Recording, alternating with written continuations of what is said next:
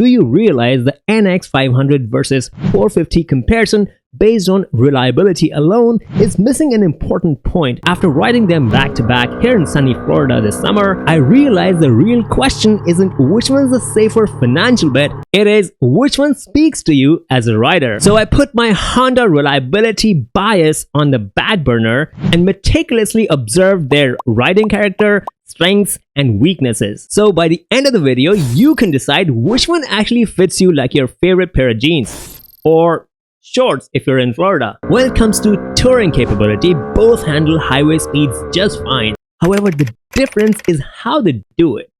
The CFMoto 450MT, called Ibex 450 in the US, feels excitable thanks to the 270-degree crank parallel twin engine, which has a slightly high-strung gearing. Twisting the throttle makes you giggle like a kid who just found a candy jar. The Honda NX500, on the other hand, is just smiles for miles. The 180-degree parallel twin engine doesn't quite scream and shout, but the Zen-like character is exactly what you need if you want to get lost in the scenery. Although I did find an area where the 450 felt nicer. In higher revs, it was much smoother than the NX500, which feels a bit rough and vibey closer to the top end. It seems to like mid-revs a lot more. But that's why to people who just like to cruise, the NX500 feels just perfect right out of the box. The 450MT, however, is gonna need a 15-tooth sprocket swap to chill the hell out. But when using the brakes at highway speeds, you're reminded of the different intended purposes. Honda's twin discs and Nissan calipers are much more confidence-inspiring on the highway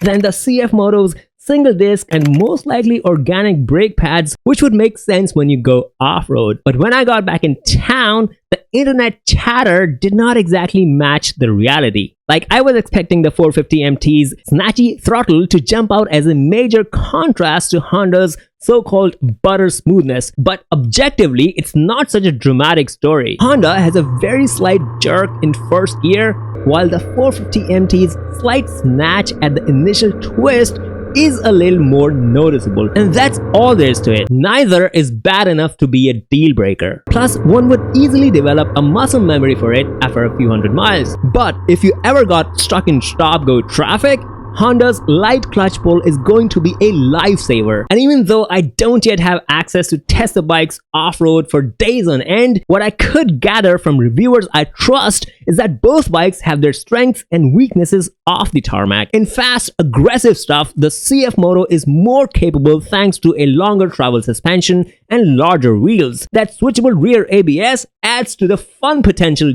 some serious KTM energy. But that trickier throttle does become a challenge in the slow technical sections where the Honda is much easier.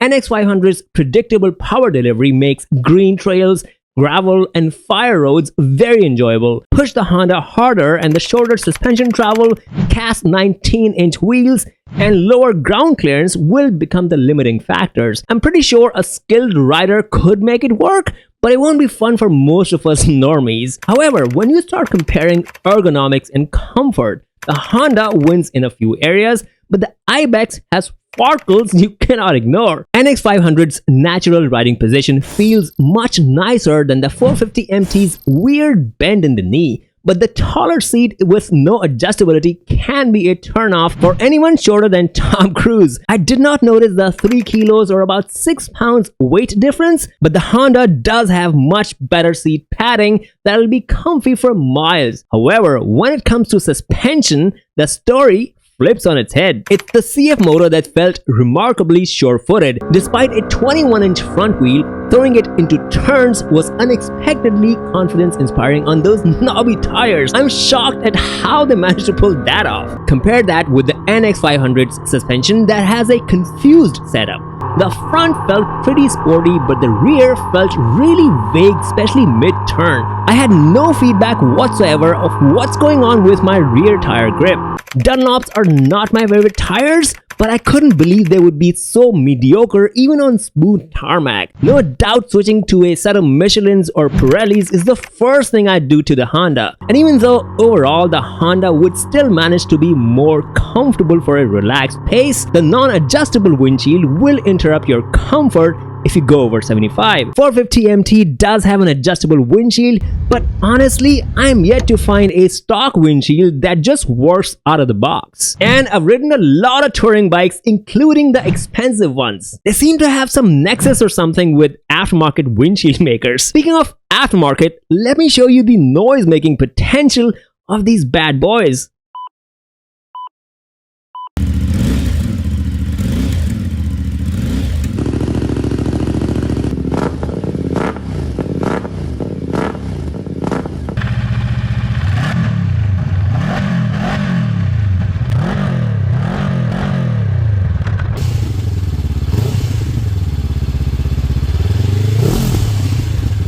I'm sure you've picked your favorite soundtrack. I'm definitely digging the 270-degree twins background score. But the treats don't stop there. CFMoto's got a long list of bits and bobs to grab your attention. Honda, on the other hand, seems to nickel and dime you for every little thing. Like, you're gonna give us phone connectivity and navigation, but not a USB charging port unless we pay extra. Lower ground clearance, but no bash plate. A CB500X successor with regular foot pegs that are going to be scary AF off-road. By the way, I wouldn't discount the CB500X or the CL500 either. That comparison's coming next week. Subscribe to watch the video that nobody else wants to make. But it's undeniable that Honda's slow response to market changes is letting new entrants like CFMoto gobble up sales with little thoughtful value adds like adventure bike foot pegs, removable rubber inserts, adjustable levers, handguards, bash plates, and a rear rack. Although one could argue that stock handguards and bash plates aren't gonna hold up in the rough stuff.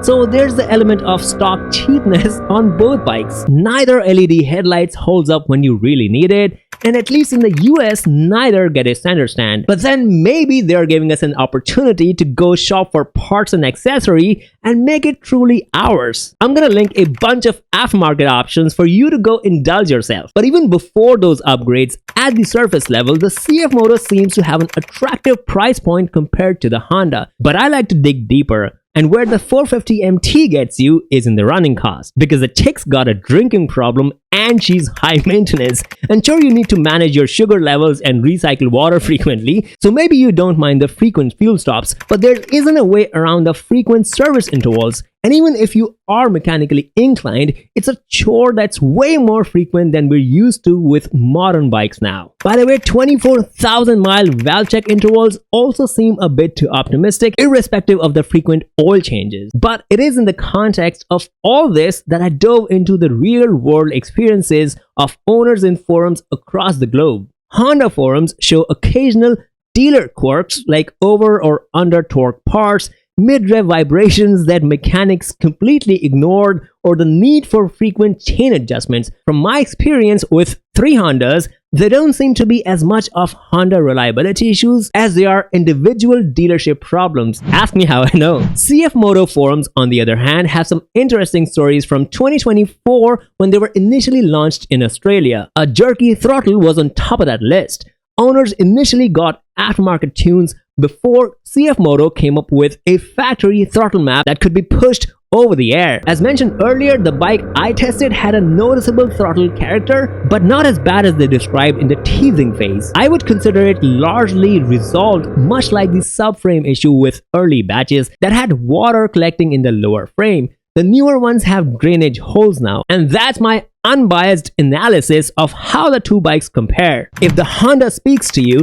don't reject it because others offer more value, or because Honda nickels and dimes you for USB ports and other accessories you're gonna need for touring. If that engine character matches your vibe, who cares about jumping ADVs off a cliff? If the CFMoto's character and capability excites you, and you want yourself a shiny new dirt rocket, who cares about what the internet says about its Chinese origin? Early adopters have already determined the build quality is reasonable for the money. Remember, we're too old to budge under peer pressure or be scared of making a bad decision. But if you care to ruminate a little more, watch this video. I compared both bikes with rest of the competitors, or this one to compare the scramblers in the segment. And remember, life is too short to be taking decisions in fear of mistakes. This is for us, giving philosophers a run for their money, one video at a time.